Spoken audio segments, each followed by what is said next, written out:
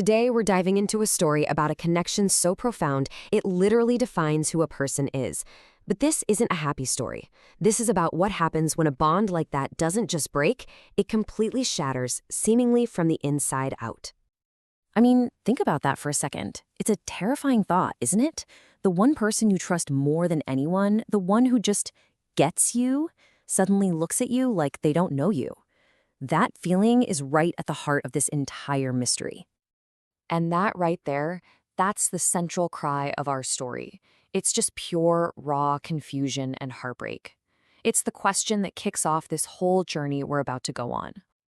So, to really get why this hurts so much, we first have to understand the bond itself. And look, this wasn't just a simple friendship or a partnership. No, no. It was something way, way deeper, something fundamental. Just look at the language used here. This relationship isn't described as something external. It's the marrow, deep inside your bones. This silent twin isn't just a buddy. They're a core part of the speaker's whole identity, as essential as their own heartbeat. And this is the absolute crucial point. The speaker's entire sense of self was tangled up with this other person. Their own identity was reflected, it was confirmed through this bond. So to lose her, well, that meant risking losing a part of themselves. And then, just like that, out of nowhere, everything changes. All the warmth of that deep connection just vanishes, and it's replaced by this coldness that makes absolutely no sense. Okay, so this is where the mystery really kicks into gear. The speaker is just left completely reeling from this sudden, unexplained shift. The warmth that used to define their bond is just gone. There wasn't a big fight, no major argument, just a cold, deeply unnerving silence. Will you look at this contrast? It's so incredibly stark. What was once an open sea, fast, inviting, full of life, is now narrow, dark, and closed. It's the perfect picture of a soul just shutting its doors, a complete emotional retreat. Wow, that is such an unsettling image, right? The person looks the same, the face is totally familiar, but the essence, that spirit behind the eyes, it's gone. It's been replaced by a stranger who is cold, distant, and just utterly unrecognizable. And you can see exactly how this distance builds up into this wall you just can't get through. It's a step-by-step process of being shut out. First, there's a barrier, like frosted glass. Then she's actively avoiding any contact. She drifts away. And finally, communication itself becomes a weapon, with words being used not to connect people, but to divide and to hurt. So after all this pain and confusion, the speaker just can't take it anymore. They can't stay silent.